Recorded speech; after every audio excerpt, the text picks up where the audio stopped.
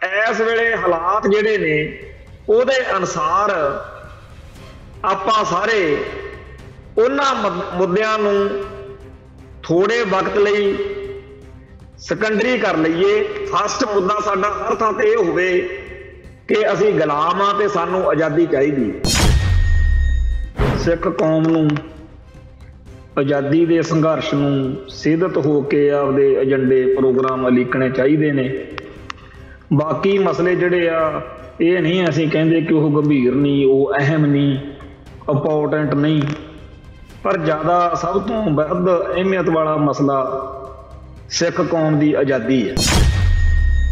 ਜਿਹੜਾ ਸਿਸਟਮ ਆ ਉਹ ਪਹਿਲਾਂ ਨਾਲੋਂ ਭਾਰਤੀ ਹਕੂਮਤੀ ਨਿਜ਼ਾਮ ਬਹੁਤ ਜ਼ਿਆਦਾ ਮਜ਼ਬੂਤ ਵੀ ਹੋ ਚੁੱਕਿਆ ਤੇ ਉਹਨੇ ਬਹੁਤ ਸਾਰੀਆਂ ਲਹਿਰਾਂ ਨੂੰ ਭਾਰਤ ਵਿੱਚ ਟੈਕਲ ਕਰਕੇ ਆਪਦੀ ਜਿਹੜੀ ਐਫੀਸ਼ੀਐਂਸੀ ਆ, ਪੋਟੈਂਸ਼ੀਅਲ ਆ, ਸਮਰੱਥਾ ਆ, ਉਹਨੂੰ ਵੀ ਬਹੁਤ ਵਧਾ ਲਿਆ ਹੋਇਆ। ਜਿਹੜੀਆਂ ਭਾਰਤ ਤੋਂ ਦੁਖੀ ਭਾਈਚਾਰੇ ਨੇ, ਘੱਟ ਗਿਣਤੀਆਂ ਨੇ, ਮਾਈਨੋਰਟੀਜ਼, ਉਹ ਵੀ ਆਪੋ ਆਪਣੀ ਲੜਾਈ ਨੂੰ ਬਰਕਰਾਰ ਰੱਖ ਪਾ ਰਹੀਆਂ ਨੇ। ਅੱਡ-ਅੱਡ ਮੌਕਿਆਂ ਦੇ ਉੱਤੇ ਗਾਹੇ ਵਗਾਹੇ ਇਹ ਸਾਰੇ ਜਿਹੜੇ ਆਪਸ ਵਿੱਚ ਹੀ ਲੜ ਰਹੇ ਲੋਕ ਨੇ ਉਹ ਇਕੱਠੇ ਵੀ ਹੁੰਦੇ, ਇੱਕ ਦੂਜੇ ਨਾਲ ਤਾਲਮੇਲ ਬਣਾ ਕੇ ਭਾਰਤੀ ਹਕੂਮਤ ਦੀਆਂ ਸਤਾਈਆਂ ਹੋਈਆਂ ਮਾਈਨੋਰਟੀਜ਼ ਜਿਹੜੀਆਂ ਨੇ, ਘੱਟ ਗਿਣਤੀਆਂ ਨੇ, ਇਹ ਜੋ ਸਟ੍ਰੈਟਜੀ ਬਣਾ ਰਹੀਆਂ ਨੇ ਇਹਨੂੰ ਜੀ ਆਇਆਂ ਕਹਿਣਾ ਬਣਦਾ। ਜੇਕਰ ਭਾਰਤ ਦੇ ਵਿੱਚ ਅੱਡ-ਅੱਡ ਥਾਵਾਂ ਦੇ ਉੱਤੇ ਜਿਨ੍ਹਾਂ ਦੀ ਬੋਲੀ ਦੀ ਸਾਂਝ ਨਹੀਂ, ਧਰਮ ਦੀ ਸਾਂਝ ਨਹੀਂ, ਪਰ ਇੱਕ ਦੁੱਖ ਸਾਂਝਾ ਸਾਰਿਆਂ ਦਾ, ਚਾਹੇ ਉਹ ਕਸ਼ਮੀਰੀ ਨੇ, ਚਾਹੇ ਨਾਗੇ ਨੇ, ਚਾਹੇ ਤਾਮਿਲਨਾਡੂ ਦੇ ਲੋਕ ਨੇ ਤੇ ਚਾਹੇ ਕੋਈ ਹੋਰ ਨੇ, ਜਿਹੜੇ ਲੋਕ ਲੜ ਰਹੇ ਨੇ ਆਪੋ ਆਪਦੇ ਹੱਕਾਂ ਲਈ, ਉਹਨਾਂ ਦੇ ਨੁਮਾਇੰਦਿਆਂ ਨੂੰ ਚੰਡੀਗੜ੍ਹ ਇਕੱਠੇ ਕਰਨਾ ਹੈ। TV 84 ਉੱਤੇ ਪ੍ਰੋਗਰਾਮ ਖਬਰ ਦੀ ਖਬਰ ਦੇਖ ਰਹੇ ਸਾਰੇ ਦਰਸ਼ਕਾਂ ਨੂੰ ਮੈਂ ਸਰਬਜੀਤ ਸਿੰਘ ਘੁਮਾਣ ਫਤਿਹ ਅਰਜ਼ ਕਰਦਾ ਜੀ। ਵਾਹਿਗੁਰੂ ਜੀ ਕਾ ਖਾਲਸਾ, ਵਾਹਿਗੁਰੂ ਜੀ ਕੀ ਫਤਿਹ। ਕੱਲ ਦੇ ਪ੍ਰੋਗਰਾਮ ਦੇ ਵਿੱਚ ਆਪਾਂ ਚਰਚਾ ਕੀਤੀ ਸੀਗੀ ਬਈ ਸਿੱਖ ਕੌਮ ਨੂੰ ਆਜ਼ਾਦੀ ਦੇ ਸੰਘਰਸ਼ ਨੂੰ ਸਿੱਧਤ ਹੋ ਕੇ ਆਪਦੇ ਏਜੰਡੇ ਪ੍ਰੋਗਰਾਮ ਉਲੀਕਣੇ ਚਾਹੀਦੇ ਨੇ।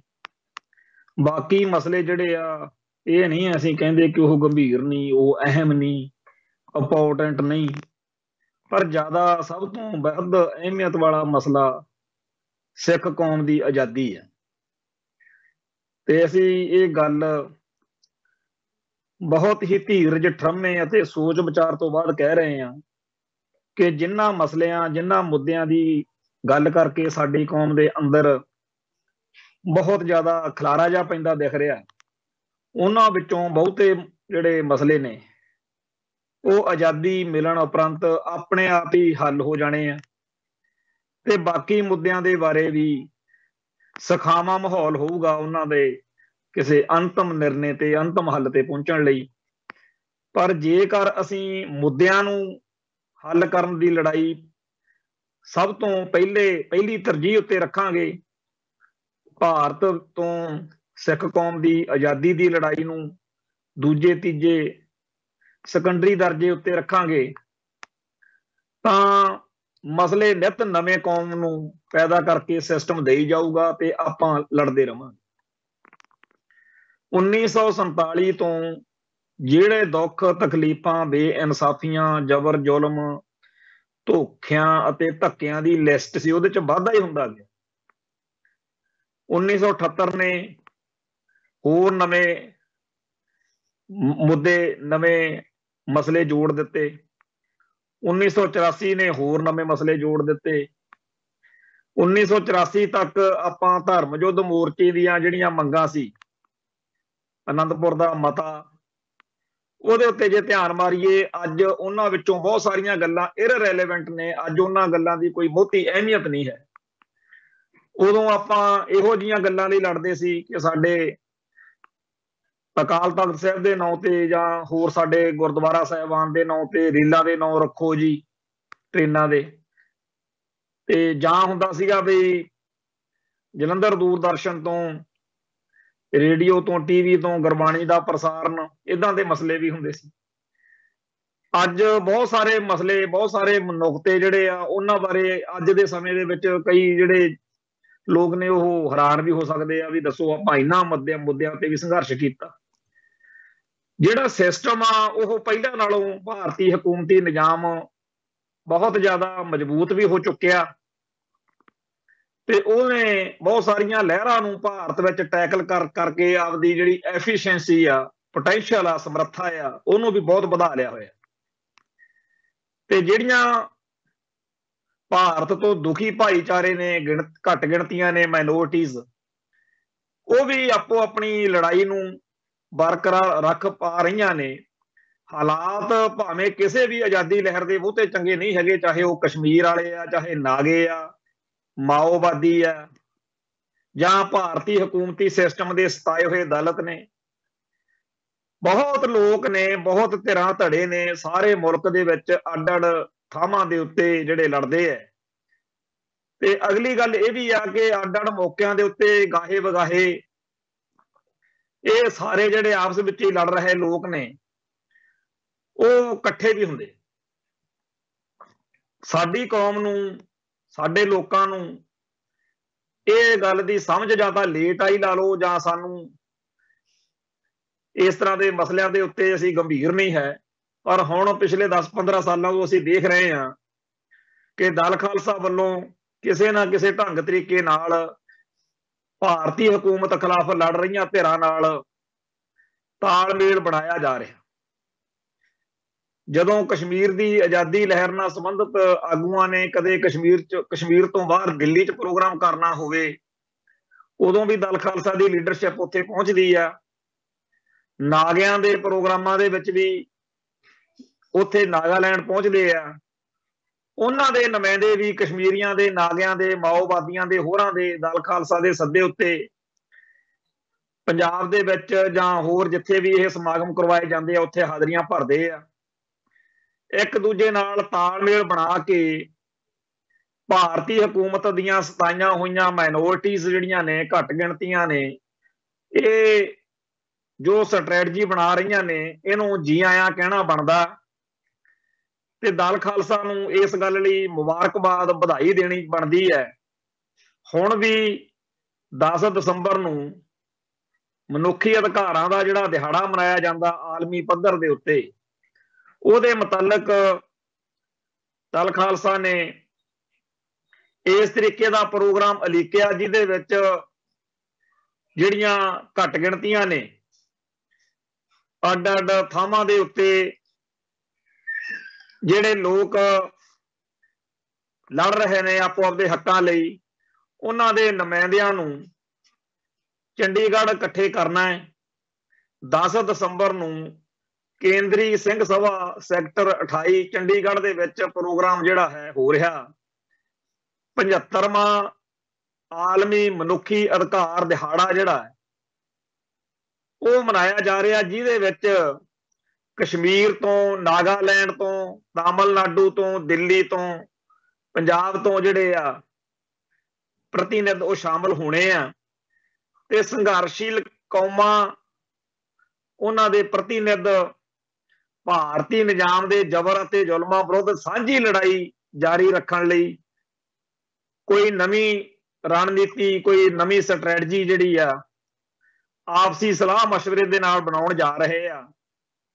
ਤੇ ਇਹ ਚੰਗੀ ਪਹਿਲ ਆ, ਚੰਗੀ ਪੇਸ਼ਕਸ਼ ਆ, ਚੰਗਾ ਪ੍ਰੋਗਰਾਮ ਹੈ, ਜਿਹਦੇ ਵਿੱਚ ਕਸ਼ਮੀਰ ਤੋਂ ਪੰਜਾਬ, ਦਿੱਲੀ ਅਤੇ ਕੇਂਦਰੀ ਭਾਰਤ ਤੱਕ ਸਿਆਸੀ ਕੈਦੀਆਂ ਨਾਲ ਹੋ ਰਹੀ ਬੇਇਨਸਾਫੀ ਅਤੇ ਧੱਕੇਸ਼ਾਹੀ ਦਾ ਮੁੱਦਾ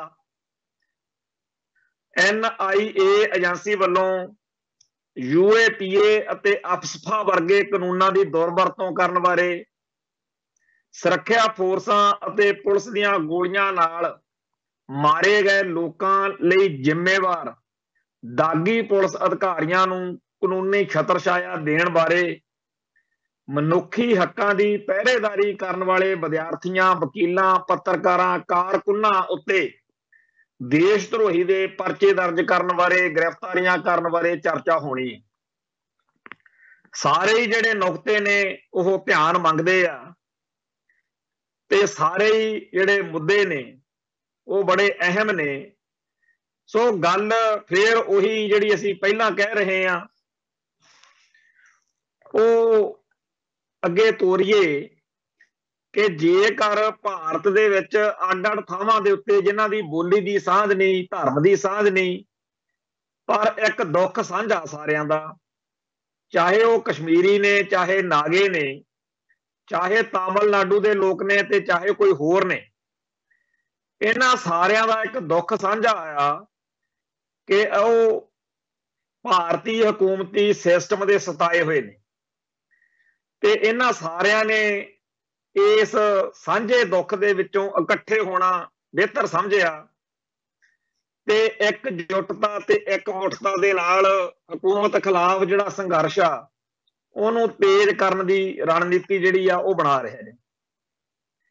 ਇਸੇ ਤੋਂ ਸੇਧ ਲੈ ਕੇ ਸਾਡੀ ਕੌਮ ਦੇ ਲੋਕਾਂ ਨੂੰ ਇਹ ਚਾਹੀਦਾ ਹੈ ਕਿ ਜੇਕਰ ਕਸ਼ਮੀਰੀ, ਨਾਗੇ, ਤਾਮਿਲ ਤੇ ਹੋਰ ਲੋਕ ਜਿਨ੍ਹਾਂ ਦੀ ਆਪਸ ਵਿੱਚ ਹੀ ਕੋਈ ਬੋਲੀ ਦੀ ਸਾਂਝ ਨਹੀਂ, ਕੋਈ ਧਰਮ ਦੀ ਸਾਂਝ ਨਹੀਂ, ਪਰ ਉਹ ਕਿਉਂਕਿ ਇੱਕੋ ਦੁਸ਼ਮਣ ਦੇ ਸਤਾਏ ਹੋਏ ਨੇ, ਉਹਨਾਂ ਦਾ ਦੁਸ਼ਮਣ ਸਾਂਝਾ ਭਾਰਤੀ ਹਕੂਮਤੀ ਨਿਜ਼ਾਮ, ਤੇ ਜੇ ਉਹ ਇਕੱਠੇ ਹੋ ਸਕਦੇ ਆ ਤੇ ਆਪਦੀ ਲੜਾਈ ਨੂੰ ਅੱਗੇ ਤੇਜ਼ ਕਰਨ ਲਈ, ਤਾਜ਼ਾ ਕਰਨ ਦੇ ਲਈ ਉਹ ਆਪਸ ਵਿੱਚ ਤਾਲਮੇਲ ਬਣਾ ਸਕਦੇ ਆ, ਕਾਮਨ ਮਿਨੀਮਮ ਪ੍ਰੋਗਰਾਮ ਜਿਵੇਂ ਕਹਿੰਦੇ ਆ ਵੀ ਬਣਾ ਸਕਦੇ ਆ, ਤਾਂ ਸਾਡੀ ਕੌਮ ਦੇ ਅੰਦਰ ਜਿਹੜੇ ਸਾਡੇ ਵਖਰੇਵੇਂ ਨੇ, ਸਾਡੀਆਂ ਧੜੇਬਾਜ਼ੀਆਂ ਨੇ, ਉਹਨਾਂ ਬਾਰੇ ਵੀ ਸਾਨੂੰ ਸੋਚਣਾ ਚਾਹੀਦਾ। ਸਾਨੂੰ ਇਹੋ ਜਿਹੇ ਵਿਅਕਤੀ, ਇਹੋ ਜਿਹੇ ਆਗੂ, ਇਹੋ ਜਿਹੇ ਚਿਹਰੇ ਮੂਹਰੇ ਉਭਾਰਨੇ ਚਾਹੀਦੇ ਆ ਜਿਹੜੇ ਸਾਨੂੰ ਇੱਕ ਦੂਜੇ ਦੇ ਨੇੜੇ ਲਿਆ ਕੇ ਸਾਡੀ ਜਿਹੜੀ ਕੌਮ ਦੀ ਆਜ਼ਾਦੀ ਦੀ ਲੜਾਈ ਆ ਉਹਨੂੰ ਤੇਜ਼ ਕਰ ਸਕਦੇ ਹੋਣ। ਮਰਿਆਦਾ ਦੇ ਮਸਲੇ, ਸਿੱਖ ਇਤਿਹਾਸ ਵਿੱਚ ਗੜਬੜਾਂ ਦੇ ਮਸਲੇ ਜਾਂ ਹੋਰ ਜਿਹੜੇ ਮਸਲੇ ਆ ਉਹ ਸਾਰੇ ਹੀ ਅਹਿਮ ਨੇ। ਕੋਈ ਇਉਂ ਨਹੀਂ ਕਿਹਾ ਜਾ ਸਕਦਾ ਕਿ ਜੀ ਇਹ ਗੱਲ ਤੁਸੀਂ ਬੇਕਾਰ ਕਰਦੇ ਹੋ, ਬੇਲੋੜੀ ਕਰਦੇ, ਕਿਉਂਕਿ ਜਿਸ ਮਸਲੇ ਉੱਤੇ ਕੋਈ ਵਿਅਕਤੀ, ਕੋਈ ਧਿਰ ਕੰਮ ਕਰ ਰਹੀ ਹੋਵੇ, ਜੇ ਉਹਨੂੰ ਇਉਂ ਜਚਾਇਆ ਜਾਵੇ ਕਿ ਤੂੰ ਤਾਂ ਐਵੇਂ ਹੀ ਲੱਗਿਆ ਹੋਇਆ ਤੇ ਇਹ ਉਹਦੇ ਮਾਣ ਸਨਮਾਨ ਨੂੰ, ਉਹਦੇ ਦਿਲ ਨੂੰ ਠੋਕਰ ਮਾਰਨ ਵਾਲੀ ਗੱਲ ਹੋਏਗੀ। ਸੋ ਅਸੀਂ ਸਾਂਝੀ ਗੱਲ ਕਰਾਂਗੇ, ਅਸੀਂ ਚਾਹਾਂਗੇ ਕਿ ਹਰ ਇੱਕ ਵਿਅਕਤੀ ਨੂੰ ਜਿਸ ਵੀ ਮੁੱਦੇ ਨੂੰ ਲੈ ਕੇ ਉਹ ਤੁਰਿਆ ਹੋਇਆ, ਅਸੀਂ ਉਹਨੂੰ ਕਹਾਂਗੇ ਕਿ ਭਾਈ ਤੇਰਾ ਮੁੱਦਾ ਕੋਈ ਘੱਟ ਗੰਭੀਰ ਨਹੀਂ ਹੈ, ਪਰ ਇਸ ਵੇਲੇ ਹਾਲਾਤ ਜਿਹੜੇ ਨੇ ਉਹਦੇ ਅਨੁਸਾਰ ਆਪਾਂ ਸਾਰੇ ਉਹਨਾਂ ਮੁੱਦਿਆਂ ਨੂੰ ਥੋੜੇ ਵਕਤ ਲਈ ਸੈਕੰਡਰੀ ਕਰ ਲਈਏ। ਫਸਟ ਮੁੱਦਾ ਸਾਡਾ ਹਰ ਥਾਂ ਤੇ ਇਹ ਹੋਵੇ ਕਿ ਅਸੀਂ ਗੁਲਾਮ ਆ ਤੇ ਸਾਨੂੰ ਆਜ਼ਾਦੀ ਚਾਹੀਦੀ। ਅੱਜ ਦੇ ਸਮੇਂ ਦੇ ਵਿੱਚ ਬਹੁਤ ਸਾਰੇ ਤਰ੍ਹਾਂ ਦੇ ਸਵਾਲ ਜਿਹੜੇ ਆ ਉਹ ਇੱਕ ਸਕਿੰਟ ਵਿੱਚ ਖੜੇ ਕੀਤੇ ਜਾ ਸਕਦੇ ਆ ਕਿ ਜੀ ਹੁਣ ਤੁਸੀਂ ਫਿਰ AK-47 ਚਕਾਓਗੇ। ਪਤਾ ਨਹੀਂ ਸਾਡੇ ਬੰਦਿਆਂ ਨੂੰ ਕਿਉਂ ਲੱਗਦਾ ਕਿ ਸਿੱਖ ਜਿਹੜੇ ਨੇ ਉਹ ਤਾਂ ਹੀ ਆਜ਼ਾਦੀ ਦੇ ਸੰਘਰਸ਼ ਵਿੱਚ ਮੰਨੇ ਜਾਂਦੇ ਆ ਜਦੋਂ ਹੱਥ 'ਚ AK-47 ਹੋਵੇ, ਹਥਿਆਰਬੰਦ ਹੋ ਕੇ ਲੜਾਈ ਲੜ ਰਹੇ ਹੋਣ, ਤਾਂ ਹੀ ਕਹਿੰਦੇ ਜੀ ਆਜ਼ਾਦੀ ਦੀ ਲੜਾਈ ਲੜ ਰਹੇ ਨੇ। ਇਹ ਨਹੀਂ ਕਿ ਸ਼ਸਤਰ ਦੀ, ਹਥਿਆਰ ਦੀ ਅਹਿਮੀਅਤ ਨਹੀਂ ਹੈ, ਪਰ ਸਾਰੇ ਮੌਕਿਆਂ ਦੇ ਉੱਤੇ ਇੱਕੋ ਜਿਹੇ ਹਥਿਆਰ ਨਹੀਂ ਹੁੰਦੇ। ਅੱਜ ਦੇ ਸਮੇਂ ਦੇ ਵਿੱਚ ਜਿਹੜੇ ਢੰਗ ਤਰੀਕੇ ਨਾਲ ਅਸੀਂ ਕਾਮਯਾਬ ਹੋ ਸਕਦੇ ਹੋਈਏ, ਕਿਉਂਕਿ ਅਸੀਂ ਬੁਲਟ ਦਾ, ਅਸੀਂ ਬੈਲਟ ਦਾ ਰਾਹ ਤਾਂ ਪਹਿਲਾਂ ਹੀ ਦੋਨੇ ਰਾਹ ਅਪਣਾਏ ਹੋਏ ਨੇ। ਸਾਡੇ ਬਹੁਤ ਸਾਰੇ ਲੋਕ ਜਿਹੜੇ ਆ ਉਹ ਬੈਲਟ ਰਾਹੀਂ, ਵੋਟਾਂ ਰਾਹੀਂ ਖਾਲਿਸਤਾਨ ਦੀ ਵਕਾਲਤ ਕਰ ਰਹੇ ਨੇ ਤੇ ਸਾਡੇ ਬਹੁਤ ਸਾਰੇ ਲੋਕ ਜਿਹੜੇ ਆ ਬੁਲਟ ਦੀ ਗੱਲ ਵੀ ਕਰਦੇ ਆ। ਪਰ ਇਹਦਾ ਮਤਲਬ ਇਹ ਬਿਲਕੁਲ ਨਹੀਂ ਕਿ ਇਹ ਦੋ ਹੀ ਰਾਹ ਨੇ। ਕੋਈ ਹੋਰ ਇਹਦੇ ਤੋਂ ਤੀਜਾ, ਚੌਥਾ, ਪੰਜਵਾਂ ਰਾਹ ਵੀ ਜੇ ਕੋਈ ਹੋਵੇ, ਸਾਨੂੰ ਅਪਣਾਉਣ ਦੇ ਵਿੱਚ ਕੋਈ ਇਤਰਾਜ਼ ਜਾਂ ਉਜ਼ਰ ਨਹੀਂ ਹੋਣਾ ਚਾਹੀਦਾ। ਸਾਡੀ ਕੌਮ ਆਜ਼ਾਦੀ ਚਾਹੁੰਦੀ ਆ ਤੇ ਆਜ਼ਾਦੀ ਸਾਡਾ ਨਿਸ਼ਾਨਾ, ਮੰਜ਼ਿਲ ਆ। ਉਸ ਮੰਜ਼ਿਲ ਤੇ ਜਾਣ ਲਈ ਅਸੀਂ ਰਾਹ ਤਾਂ ਬਦਲ ਸਕਦੇ ਹਾਂ, ਨਿਸ਼ਾਨਾ ਨਹੀਂ ਬਦਲ ਸਕਦੇ। ਕੌਮਾਂ ਦੇ ਇਤਿਹਾਸ ਵਿੱਚ ਆਜ਼ਾਦੀ ਦੇ ਸੰਘਰਸ਼ ਦੇ ਵਿੱਚ ਇਹ ਕੋਈ ਟਾਈਮ ਲਿਮਿਟ ਬਣਾ ਕੇ, ਕੋਈ ਰੂਟ ਮੈਪ ਬਣਾ ਕੇ, ਇਹ ਕੋਈ ਮਕਾਨ ਦੀ ਅਸਾਰੀ ਵਾਲਾ ਕੰਮ ਤਾਂ ਹੈ ਨਹੀਂ ਇਹ ਜੀ ਨਕਸ਼ਾ ਬਣਾ ਕੇ ਠੇਕੇਦਾਰ ਨੂੰ ਦੇ ਦਿਓ ਤੇ ਉਹ ਤੁਹਾਡਾ ਮਕਾਨ ਤਿਆਰ ਕਰ ਦੇਵੇ। ਆਜ਼ਾਦੀ ਦੇ ਸੰਘਰਸ਼ ਦੇ ਕੋਈ ਪੱਕੇ ਨਿਯਮ ਜਾਂ ਕਾਨੂੰਨ ਨਹੀਂ ਹੁੰਦੇ। ਇਹ ਕੋਈ ਹਾਕੀ ਜਾਂ ਫੁੱਟਬਾਲ ਦਾ ਮੈਚ ਨਹੀਂ ਹੈਗਾ ਕਿ ਇਹਦੇ ਵਿੱਚ ਕੋਈ ਕੋਚ ਬੈਠਾ ਤੇ ਉਹ ਤੁਹਾਨੂੰ ਦੱਸੇਗਾ ਕਿ ਤੁਸੀਂ ਇੱਥੇ ਐ ਕਰਨਾ ਸੀ, ਤੁਸੀਂ ਹੁਣ ਫਾਊਲ ਕਰਾਰ ਦਿੱਤਾ ਜਾਂਦਾ ਜਾਂ ਤੁਸੀਂ ਇੰਜ ਖੇਡੋ। ਇੱਥੇ ਤਾਂ ਹਰ ਉਹ ਚਾਲ ਕਾਮਯਾਬ ਆ ਜਿਹੜੀ ਤੁਹਾਨੂੰ ਨੈਤਿਕ ਪੱਖੋਂ, ਤੁਹਾਨੂੰ ਤੁਹਾਡੇ ਧਾਰਮਿਕ ਵਿਸ਼ਵਾਸਾਂ ਤੇ ਅਸੂਲਾਂ ਦੇ ਅਨੁਸਾਰ ਹੈ, ਜਿਹਦੇ ਵਿੱਚ ਤੁਸੀਂ ਆਪਦੇ ਇਤਿਹਾਸ ਤੋਂ, ਆਪਦੇ ਪੁਰਖਿਆਂ ਤੋਂ ਪ੍ਰੇਰਨਾ ਲੈ ਕੇ ਕੁਝ ਖੇਡਦੇ ਹੋ। ਹਰ ਉਹ ਚਾਲ ਜਿਹੜੀ ਤੁਹਾਡੀ ਆਜ਼ਾਦੀ ਦੀ ਮੰਜ਼ਿਲ ਨੂੰ ਨੇੜੇ ਲੈ ਕੇ ਆਉਂਦੀ ਹੈ, ਜਿਹੜੀ ਲੋਕਾਂ ਨੂੰ ਤੁਹਾਡੀ ਹਮਾਇਤ ਵਿੱਚ ਭੁਗਤਾਉਂਦੀ ਹੈ, ਉਹ ਚਾਲ ਠੀਕ ਹੈ। ਤੇ ਹਰ ਉਹ ਚੀਜ਼, ਹਰ ਉਹ ਚਾਲ ਮਾੜੀ ਆ, ਗਲਤ ਆ, ਜਿਹੜੀ ਲੋਕਾਂ ਨੂੰ ਤੁਹਾਤੋਂ ਦੂਰ ਕਰਦੀ ਆ ਤੇ ਤੁਹਾਡੀ ਮੰਜ਼ਿਲ ਨੂੰ ਤੁਹਾਡੇ ਤੋਂ ਦੂਰ ਕਰਦੀ ਆ। ਇਸ ਵੇਲੇ ਪੰਜਾਬ ਦੇ ਵਿੱਚ ਇੱਕ ਅਜੀਬ ਜਿਹੇ ਤਰ੍ਹਾਂ ਦੀ ਕਸ਼ਮਕਸ਼ ਜਿਹੜੀ ਹੋਣੀ ਨਹੀਂ ਸੀ ਚਾਹੀਦੀ, ਪਰ ਉਹ ਪੈਦਾ ਹੋ ਚੁੱਕੀ ਹੈ। ਉਹਦੇ ਵਿੱਚ ਕੀ ਹੈ ਕਿ ਜਿਹੜੇ ਸਾਡੇ ਨਵੇਂ ਚਿਹਰੇ ਸਰਗਰਮ ਹੋਏ ਨੇ, ਔਰ ਨਵੇਂ ਚਿਹਰਿਆਂ ਦੀ ਤਾਜ਼ੀ ਹਵਾ ਦੀ ਬੜੀ ਲੋੜ ਰਹਿੰਦੀ। ਇਹ ਗੱਲ ਵੀ ਪੱਕੀ ਆ ਕਿ ਉਹ ਜਿਹੜੇ ਨਵੇਂ ਚਿਹਰੇ ਨੇ ਉਹਨਾਂ ਤੋਂ ਕਈ ਗੱਲਾਂ ਦੀਆਂ ਗੜਬੜਾਂ ਵੀ ਹੋਣਗੀਆਂ। ਜੇਕਰ ਕੋਈ ਬੰਦਾ ਸਕੂਟਰ, ਕਾਰ, ਮੋਟਰਸਾਈਕਲ ਕੋਈ ਵੀ ਚੀਜ਼ ਚਲਾਉਣੀ ਸਿੱਖੇ ਤਾਂ ਪੂਰੀ ਤਰ੍ਹਾਂ ਸਿੱਖਣ ਦੇ ਲਈ, ਪੱਕਾ ਵਧੀਆ ਡਰਾਈਵਰ ਬਣਨ ਦੇ ਲਈ ਕਈ ਵਾਰੀ ਗੜਬੜਾਂ ਹੋ ਜਾਂਦੀਆਂ ਨੇ। ਪਰ ਮੁਸ਼ਕਲਾਂ ਤੋਂ ਘਬਰਾ ਕੇ, ਔਕੜਾਂ ਤੋਂ ਘਬਰਾ ਕੇ, ਗਲਤੀਆਂ ਤੋਂ ਘਬਰਾ ਕੇ, ਔਖਾਂ ਗੜਬੜਾਂ ਨੂੰ ਦੇਖ ਕੇ ਇਹ ਕਹਿਣਾ ਕਿ ਆਪਾਂ ਜੀ ਹੁਣ ਇਹ ਕੰਮ ਛੱਡ ਹੀ ਦਈਏ, ਆਪਾਂ ਇਸ ਰਾਹ ਜਾਣਾ ਹੀ ਨਹੀਂ, ਆਪਾਂ ਡਰਾਈਵਰੀ ਕਾਰੇ ਸਿੱਖ ਹੀ ਨਹੀਂ ਸਕਦੇ, ਇਹ ਤਾਂ ਚੀਜ਼ ਨਹੀਂ ਹੁੰਦੀ। ਹੋਣਾ ਇਹ ਹੁੰਦਾ ਹੈ ਕਿ ਬਾਅਦ ਵਿੱਚ ਬੰਦਾ ਕਈ ਵਾਰੀ ਆਪਦੇ ਆਪ ਉੱਤੇ ਹੱਸਦਾ ਕਿ ਮੈਂ ਫਲਾਨੇ ਟਾਈਮ ਤੇ ਬੜਾ ਕਮਲ ਕੁੱਟਿਆ, ਮੈਂ ਫਲਾਨੀ ਗਲਤ ਗੱਲ ਕੀਤੀ ਜਾਂ ਮੇਰੀ ਫਲਾਨੀ ਗੜਬੜ ਕਰਕੇ ਕੌਮ ਦਾ ਨੁਕਸਾਨ ਹੋ ਸਕਦਾ ਸੀ, ਸ਼ੁਕਰ ਆ ਬਚਾਅ ਹੋ ਗਿਆ। ਸੋ ਇਹ ਤਾਂ ਗੱਲ ਪੱਕੀ ਆ ਕਿ ਜਿਹੜੇ ਨਵੇਂ ਚਿਹਰੇ ਸਿੱਖ ਸੰਘਰਸ਼ ਦੇ ਮੈਦਾਨ ਵਿੱਚ ਆਉਣਗੇ ਉਹਨਾਂ ਤੋਂ ਕਈ ਪੱਖਾਂ ਤੋਂ ਕਈ ਚੀਜ਼ਾਂ ਨਹੀਂ ਠੀਕ ਹੋਣਗੀਆਂ, ਪਰ ਇਹ ਵੀ ਨਹੀਂ ਕਿ ਅਸੀਂ ਉਹਨਾਂ ਦੀਆਂ ਇਹਨਾਂ ਗੱਲਾਂ ਕਰਕੇ ਉਹਨਾਂ ਨੂੰ ਉਸੇ ਪਲ ਹੀ ਲਾਲ ਕਾਰਡ ਦਿਖਾ ਦਈਏ, ਰੈੱਡ ਕਾਰਡ ਵੀ ਚੱਲ ਗਰਾਊਂਡ ਤੋਂ ਬਾਹਰ। ਸਾਨੂੰ ਵਿਸ਼ਵਾਸ ਕਰਨਾ ਚਾਹੀਦਾ, ਇਹ ਚੇਤੇ ਰੱਖਣਾ ਚਾਹੀਦਾ ਕਿ ਅੱਜ ਜਿਹੜੇ ਲੋਕ ਸਿੱਖ ਸੰਘਰਸ਼ ਵਿੱਚ ਪੁਰਾਣੇ ਮੰਨੇ ਜਾਂਦੇ ਨੇ, ਜਿਨ੍ਹਾਂ ਨੂੰ ਆਪਾਂ ਥੰਮ ਮੰਨਦੇ ਹਾਂ ਸਿੱਖ ਸੰਘਰਸ਼ ਦਾ, ਕਿਸੇ ਵਕਤ ਉਹ ਵੀ ਨਵੇਂ ਸੀ। ਹਰ ਇੱਕ ਵਿਅਕਤੀ ਜਿਹੜਾ ਪੁਰਾਣਾ ਹੈ ਉਹ ਕਿਸੇ ਵੇਲੇ ਨਵਾਂ ਹੁੰਦਾ ਤੇ ਸਮਾਂ ਬੀਤਦਾ ਫਿਰ ਉਹ ਪੁਰਾਣਾ ਹੁੰਦਾ ਜਾਂਦਾ। ਤੇ ਉਹਦੀ ਆਪਾਂ ਦੇਖ ਕੇ ਗੱਲ ਕਰਦੇ ਹਾਂ ਵੀ ਇਹਨੂੰ 20-25 ਸਾਲ ਹੋ ਗਏ ਸਾਨੂੰ ਦੇਖਦੇ ਨੂੰ। ਇਸ ਵਿਅਕਤੀ ਨੇ ਹਮੇਸ਼ਾ ਕੌਮ ਨਾਲ ਵਫਾ ਕੀਤੀ ਹੈ, ਹਰ ਮੌਕੇ ਉੱਤੇ ਪੰਥ ਦਾ ਪੱਖ ਪੇਸ਼ ਕੀਤਾ, ਇਹਦੀ ਦ੍ਰਿੜਤਾ ਆ, ਇਹਦਾ ਇਰਾਦਾ ਮਜ਼ਬੂਤ ਆ। ਇਸ ਸ਼ਖਸ ਨੇ ਹਮੇਸ਼ਾ ਕੌਮ ਪ੍ਰਸਤੀ ਦੀ ਭਾਵਨਾ ਦਿਖਾਈ। ਜਿਉਂ-ਜਿਉਂ ਸਮਾਂ ਬੀਤਦਾ ਉਹ ਪਰਖ ਦੀ ਘੜੀ, ਉਹ ਪਰਖ ਦੀ ਕਠਾਲੀ ਵਿੱਚ ਦੀ ਲੰਘਦਾ ਹੋਇਆ ਕੁੰਦਨ ਬਣਦਾ ਜਾਂਦਾ।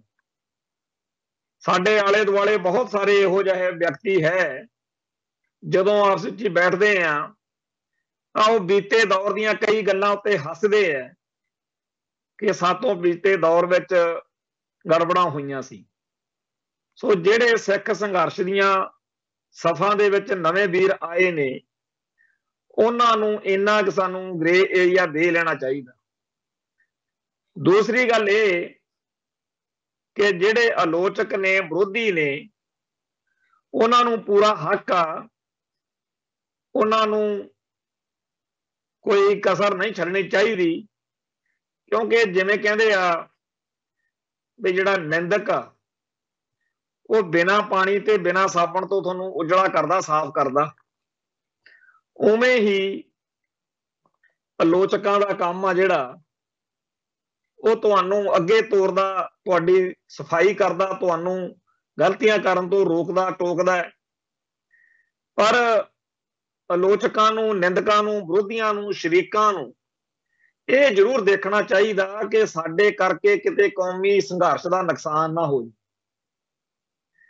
ਇਸ ਵੇਲੇ ਮਾਫ ਕਰਨਾ, ਵਿਰੋਧ ਕਰਨ ਦੀ ਬਿਰਤੀ ਇੰਨੀ ਭਿਆਨਕਤਾ ਦੀ ਹੱਦ ਪਾਰ ਕਰ ਰਹੀ ਆ ਕਿ ਜਿਵੇਂ ਨਾ ਸ਼ਹਿ ਲੈ ਕੇ ਬੈਠਾ ਹੁੰਦਾ ਵੀ ਸ਼ਿਕਾਰ ਫੜਨਾ, ਜਿਵੇਂ ਝੌਰ ਲਾ ਕੇ ਬਿੱਲਾ ਬੈਠਦਾ, ਉਵੇਂ ਬਹਿ ਜਾਂਦੇ ਆ ਕਿ ਜਿਸ ਬੰਦੇ ਨਾਲ ਸਾਡੀ ਸੁਰ ਨਹੀਂ ਰਲਦੀ, ਕਦੋਂ ਕੋਈ ਗਲਤੀ ਕਰੇ ਤੇ ਆਪਾਂ ਉਹਨੂੰ ਘੇਰੀਏ ਤੇ ਉਹਨੂੰ ਘੇਰ ਕੇ ਉਹਨੂੰ ਲੋਕਾਂ ਦੇ ਵਿੱਚ ਨਿੰਦੀਏ, ਭੰਡੀਏ, ਉਹਦੀ ਕਿਸੇ ਗੱਲ ਨੂੰ ਤਰੋੜ ਮਰੋੜ ਕੇ ਪੇਸ਼ ਕਰੀਏ, ਲੋਕਾਂ ਤੋਂ ਉਹਨੂੰ ਗਾਲਾਂ ਕਢਵਾਈਏ।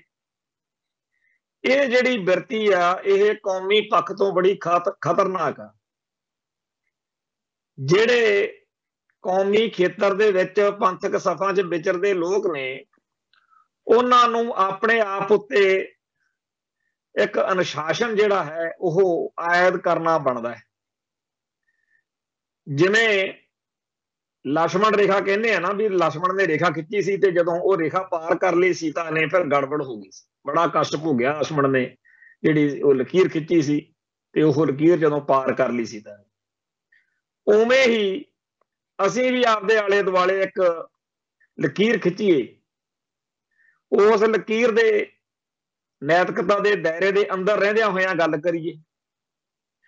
ਪਰ ਅਫਸੋਸ ਦੀ ਗੱਲ ਹੈ ਕਿ ਇਸ ਵੇਲੇ ਸਾਡੇ ਭਾਈਚਾਰੇ ਦੇ ਵਿੱਚ ਜਿੱਥੇ ਆਪਸੀ ਪਾਟੋ ਧਾੜ ਵਾਲੀ ਬਿਰਤੀ ਨੂੰ, ਸ਼ਰੀਕਾ ਬਿਰਤੀ ਨੂੰ ਪੂਰਾ ਖੁੱਲ੍ਹ ਕੇ ਖੇਡਣ ਦਾ ਮੌਕਾ ਮਿਲ ਰਿਹਾ ਸੋਸ਼ਲ ਮੀਡੀਆ ਦੇ ਜ਼ਮਾਨੇ 'ਚ, ਉੱਥੇ ਕੋਈ ਰੋਕਣ ਟੋਕਣ ਵਾਲਿਆਂ ਲਈ ਵੀ ਔਖਾ ਹੋਇਆ ਪਿਆ। ਜੇਕਰ ਕੋਈ ਕਹਿੰਦਾ, ਉਹਨੂੰ ਕਹਿੰਦੇ ਆ ਨਹੀਂ ਤੂੰ ਸਾਡੇ ਵਿਰੋਧੀਆਂ ਦੀ ਧਿਰ ਦੇ ਨਾਲ।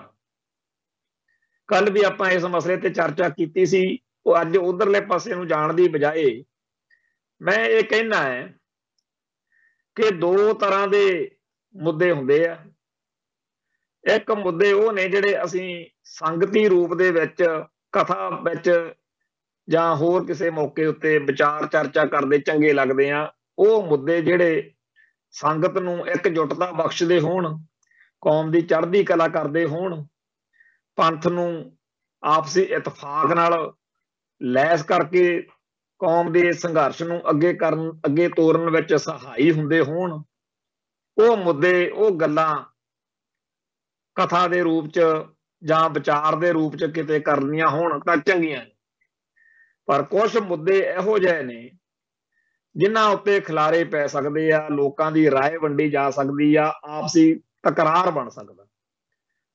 ਉਹ ਮੁੱਦੇ ਹਮੇਸ਼ਾ ਹੀ ਗੋਸ਼ਟੀਆਂ 'ਚ, ਵਿਚਾਰ ਚਰਚਾ 'ਚ, ਵਿਦਵਾਨਾਂ ਦੇ ਪੱਧਰ ਦੇ ਉੱਤੇ ਉੱਥੇ ਚਰਚਾ 'ਚ ਲਿਆਂਦੇ ਜਾਂਦੇ ਆ ਤੇ ਉੱਥੇ ਇੱਕ ਸਾਂਝੀ ਰਾਏ ਬਣਾਉਣ ਦੇ ਬਾਅਦ ਵਿੱਚ ਸੰਗਤ ਨਾਲ ਉਹ ਗੱਲ ਸਾਂਝੀ ਕੀਤੀ ਜਾਂਦੀ। ਚੇਤੇ ਕਰੋ, ਸਿੱਖ ਰਹਿਤ ਮਰਿਆਦਾ ਬਣਾਉਣ ਵਾਲਿਆਂ ਨੇ ਕਿੰਨਾ ਲੰਮਾ ਅਰਸਾ ਜਿਵੇਂ ਮੰਥਨ ਕਰੀਦਾ, ਉਹ ਮੰਥਨ ਕੀਤਾ, ਵਿਦਵਾਨਾਂ ਦੇ ਪੱਧਰ ਤੇ ਚਰਚਾ ਹੋਈ, ਫਿਰ ਖਰੜਾ ਪੇਸ਼ ਹੋਇਆ, ਫਿਰ ਲੋਕ ਰਾਏ ਸਹਿਮਤੀ ਲੈ ਕੇ ਅਖੀਰ ਉਹ ਮਰਿਆਦਾ ਜਿਹੜੀ ਆ ਪ੍ਰਵਾਨ ਹੋਈ। ਇਵੇਂ ਹੀ ਜਿਹੜੇ ਮੁੱਦਿਆਂ ਦੇ ਉੱਤੇ, ਜਿਨ੍ਹਾਂ ਨੁਕਤਿਆਂ ਦੇ ਉੱਤੇ ਸਾਡੇ ਭਾਈਚਾਰੇ ਦੇ ਲੋਕਾਂ ਨੂੰ ਲੱਗਦਾ ਹੈ ਕਿ ਇਹਨਾਂ ਤੋਂ ਬਗੈਰ ਸਾਡੀ ਗਤੀ ਨਹੀਂ, ਉਹਨਾਂ ਨੁਕਤਿਆਂ ਤੇ, ਉਹਨਾਂ ਮੁੱਦਿਆਂ ਦੇ ਉੱਤੇ ਇਸ ਪੱਧਰ ਦੀ ਵਿਚਾਰ ਚਰਚਾ ਤਾਂ ਸਵੀਕਾਰ ਕੀਤੀ ਜਾ ਸਕਦੀ ਹੈ। ਪਰ ਅਫਸੋਸ ਦੀ ਗੱਲ ਕਿ ਕੁਝ ਸਾਡੇ ਸੱਜਣਾ ਨੇ ਉਹਨਾਂ ਮੁੱਦਿਆਂ ਨੂੰ, ਉਹਨਾਂ ਨੁਕਤਿਆਂ ਨੂੰ ਕਥਾ ਦਾ ਮੁੱਦਾ ਬਣਾ ਧਰਿਆ, ਜਿਨ੍ਹਾਂ ਮੁੱਦਿਆਂ ਨੂੰ ਅੰਦਰ ਖਾਤੇ ਗੋਸ਼ਟੀਆਂ ਦੇ ਵਿੱਚ ਵਿਚਾਰਨਾ ਸੀ। ਹੁਣ ਸੰਗਤ ਦੇ ਵਿੱਚ ਜਦੋਂ ਇਹੋ ਜਿਹਾ ਮੁੱਦਾ ਲੈ ਆਵਾਂਗੇ ਜਿਹੜਾ ਖਿਲਾਰੇ ਪਾ ਸਕਦਾ, ਤੇ ਫਿਰ ਆਪਦੇ ਆਪ ਨੂੰ ਇਹ ਵੀ ਕਹਿਣਾ ਕਿ ਅਸੀਂ ਤਾਂ ਠੀਕ ਗੱਲ ਹੀ ਕਰਦੇ ਹਾਂ। ਭਾਈ ਗੱਲ ਤੇਰੀ ਠੀਕ ਹੈ, ਪਰ ਗੱਲ ਨੂੰ ਕਰਨ ਦਾ ਮੌਕਾ ਸਹੀ ਨਹੀਂ ਸੀ। ਦੂਸਰੀ ਗੱਲ ਇਹ कि असी ये बिल्कुल नहीं कहते कि तुहाडे वल्लों उठाए हुए मुद्दों की कोई इंपोर्टेंस नहीं, रेलेवेंस नहीं, पर जदों कौमां गुलाम होण उदों बड़े सोच समझ के कदम चकने चाहिए। हुण भारतीय विद्यक प्रणाली बारे असी आपदे प्रोग्रामां विच बड़े लंबे अरसे तो लोकां नूं चेतन करते आ रहे हैं बई जिहड़े इस पढ़ाई दे पैदा कीते हुए दिमाग होणगे ਉਹ ਇਸੇ ਹਕੂਮਤੀ ਸਿਸਟਮ ਦੇ ਪੁਰਜੇ ਬਣ ਸਕਦੇ। ਇਹ ਸਿਸਟਮ KPS ਗੱਲ ਤੇ ਬਿਆਨ ਤੇ ਬੁੱਚੜ ਵਰਗੇ ਹੀ ਪੈਦਾ ਕਰ ਸਕਦਾ। ਇਹ ਪੜ੍ਹਾਈ ਜਿਹੜੀ ਭਾਰਤੀ ਸਕੂਲ ਆਫ ਥਾਟ ਪੜਾਉਂਦਾ ਹੈ, ਇਹ ਭਾਰਤ ਦੇ ਭਗਤ ਬਹੁਤ ਲੋਕ ਨੇ ਇਸ ਵੇਲੇ ਜਿਹੜੇ ਮੀਡੀਆ ਦੇ ਵਿੱਚ ਜਾਂ ਹੋਰ ਅਫਸਰਸ਼ਾਹੀ ਦੇ ਵਿੱਚ ਨੇ, ਜਿਨ੍ਹਾਂ ਨੂੰ ਦੇਸ਼ ਭਗਤੀ ਦਾ ਇੱਕ ਇਹੋ ਜਿਹਾ ਰੋਗ ਲੱਗਦਾ ਹੈ ਬਈ ਉਹ ਕਿਸੇ ਵੀ ਬੰਦੇ ਦੇ ਉੱਤੇ ਜ਼ੁਲਮ ਕਰਨ ਲੱਗਿਆ ਘੌਲ ਨਹੀਂ ਕਰਦਾ ਤੇ ਇਹਨੂੰ ਕਹਿੰਦਾ ਕਿ ਮੈਂ ਦੇਸ਼ ਭਗਤ ਹਾਂ, ਮੈਂ ਇਸ ਕਰਕੇ ਇਹ ਗੱਲ ਕੀਤੀ ਹੈ। ਇਹ ਜਿਹੜੀ ਪੜ੍ਹਾਈ ਆ ਉਹ ਕੋਈ ਵੀ ਹਕੂਮਤੀ ਨਿਜ਼ਾਮ ਹੋਵੇ ਉਹ ਆਪਦੇ ਹਿੱਤਾਂ ਦੇ ਅਨੁਸਾਰ ਪੜਾਉਂਦਾ। ਹੁਣ ਤਾਂ ਜਿਹੜਾ ਮੋਦੀ ਤੰਤਰ ਹੈ ਉਹਨੇ ਤਾਂ ਕੋਈ ਕਸਰ ਹੀ ਨਹੀਂ ਛੱਡਣੀ। ਜਿਸ ਤਰੀਕੇ ਨਾਲ ਜਿਹੜਾ ਭਾਰਤੀ ਵਿਦਿਅਕ ਨੀਤੀ ਦੇ ਵਿੱਚ संशोधन किए जा रहे हैं, संशोधन अखर मैं जान के वरत्या क्योंकि पंडित मदन मोहन मालवीया ने ये गल आखी सी कि सरदार जी आप मुसलमानों का फिक्र ना करें, मुसलमानों की मुसलमानी तो हम विद्या नीति में संशोधन करके निकाल दें। मुसलमाना की मुसलमानी निकली या जां नहीं निकली वाहिगुरू जाने, पर सिखां दी सिक्खी असीं निकली हुई देख रहे हैं। बहुत सारे लोग जिहड़े इस भारतीय विद्या नीति के शिकार बन गए, उन्हां दीयां गल्लां बातां सुनो, वो आपदे धर्म नूं, आपदे इतिहास नूं, आपदी बोली नूं, आपदे फलसफे नूं नीवा मनाउण दे यत्नां च रहिंदे। वो दलील दे के तर्क दे के साबित करते हैं कि सिख सरूप अते सिख सिद्धांत जिहड़ा है वो सही नहीं है। ਉਹਨਾਂ ਦੇ ਕੋਲ ਬੜੀਆਂ ਗੱਲਾਂ ਨੇ ਔਰ ਉਹ ਗੱਲਾਂ ਦੇ ਉੱਤੇ ਜਿਹੜੇ ਪੁਰਾਣੇ ਬਜ਼ੁਰਗ ਨੇ ਜਾਂ ਜਿਨ੍ਹਾਂ ਦਾ ਸਿਦਕ ਹੈ ਉਹ ਬੜੀ ਔਖ ਮਹਿਸੂਸ ਕਰਦੇ। ਪਰ ਜਿਹੜੇ ਭਾਰਤੀ ਵਿਦਿਆ ਨੀਤੀ ਦਾ ਸ਼ਿਕਾਰ ਬਣ ਚੁੱਕੇ ਲੋਕ ਨੇ ਉਹ ਕਹਿੰਦੇ ਆ ਸਾਡੇ ਸਵਾਲਾਂ ਦੇ ਜਵਾਬ ਦਿਓ। ਦਾੜਾ ਕੇਸ ਕਿਉਂ ਰੱਖਣਾ, ਪੱਗ ਕਿਉਂ ਬੰਨਣੀ ਹੈ, ਪੰਜ ਕਕਾਰਾਂ ਦੀ ਕੋਈ ਇੰਪੋਰਟੈਂਸ ਹੀ ਨਹੀਂ। ਹੁਣ ਤੁਸੀਂ AK-47 ਦੇ ਜ਼ਮਾਨੇ 'ਚ ਕਿੱਥੇ ਤੁਸੀਂ ਕਿਰਪਾਨ ਲਈ ਫਿਰਦੇ।